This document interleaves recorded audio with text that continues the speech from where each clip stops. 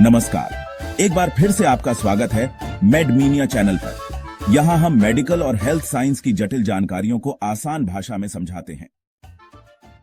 को खून के लिए जीवनदायिनी हाईवे की तरह सोचिए, जो आपके शरीर के हर हिस्से में ऑक्सीजन पहुंचाते हैं।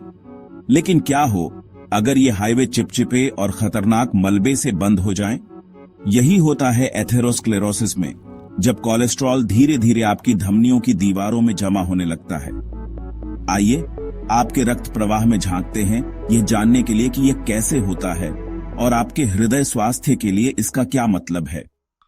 धमनियां लचीली नलियों की तरह होती हैं, जो ऑक्सीजन युक्त खून पूरे शरीर में ले जाती हैं। हर धमनी की एक दीवार होती है, एक अंदर की परत और बीच में एक खुली जगह।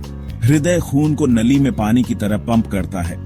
कोलेस्ट्रॉल, जो एक प्रकार की चर्बी है, खून में यात्रा करता है।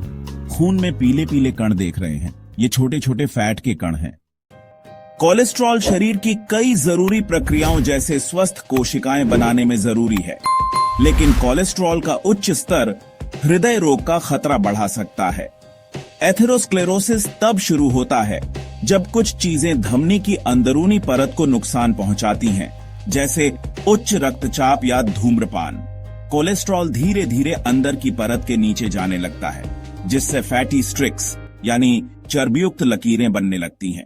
यह प्रक्रिया कम उम्र में शुरू हो सकती है, हालांकि इसके लक्षण सालों बाद दिखाई देते हैं।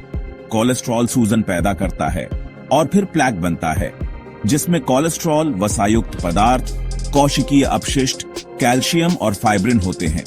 अब यह देखिए, यह एक फाइब्रस कैप है जो प्लैक के ऊपर बनती है, जो कोलेस्ट्रॉल को प्लैक के अंदर रोक कर रखती है। अभी तक इस प्लैक ने खून के बहाव पर असर नहीं डाला है, लेकिन समय के साथ यह प्लैक बढ़ता रहता है और धमनी के बीच के हिस्से में घुसकर खून के प्रवाह को धीमा कर देता है। एथेरोस्क्लेरोसिस शरीर की किसी भी धमनी को प्रभावित कर सकता है, जिससे दिल का दौरा, स्ट्रोक और परिधीय धमनी रोग जैसे गंभीर परिणाम हो सकते हैं। आइए इसे और करीब से समझें। जब यह हृदय की धमनियों को प्रभावित करता है तो सीने में दर्द होता है, जिसे एंजाइना कहा जाता है। यह दर्द आमतौर पर शारीरिक गतिविधि या तनाव के समय होता है, जब हृदय को अधिक ऑक्सीजन युक्त खून की जरूरत होती है, लेकिन संकरी धमनियों के कारण यह नहीं मिल पाता। यह दर्द जानलेवा नहीं होता, लेकिन यह दिल के दौरे के खतरे का संकेत हो सकता है। दिल का दौरा तब होता है जब दिल तक खून का प्रवाह बहुत कम हो जाता है या रुक जाता है। कभी कभी प्लैक फट जाता है और उस जगह पर खून का थक्का बन जाता है। जैसे जैसे थक्का बड़ा होता है, खून का बहाव और कम होता जाता है। जब यह थक्का पूरी तरह से रास्ता रोक देता है, तो हृदय की कुछ मांसपेशियों तक ऑक्सीजन नहीं पहुंचती और उन्हें नुकसान होता है।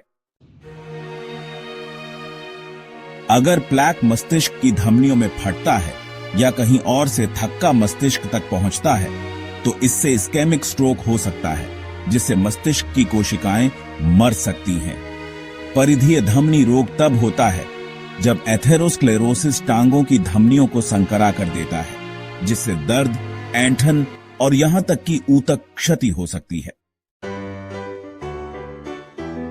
अगर आपको लगता है कि आपको एथेरोस्क्लेरोसिस हो सकता है, तो अपने डॉक्टर से जरूर बात करें।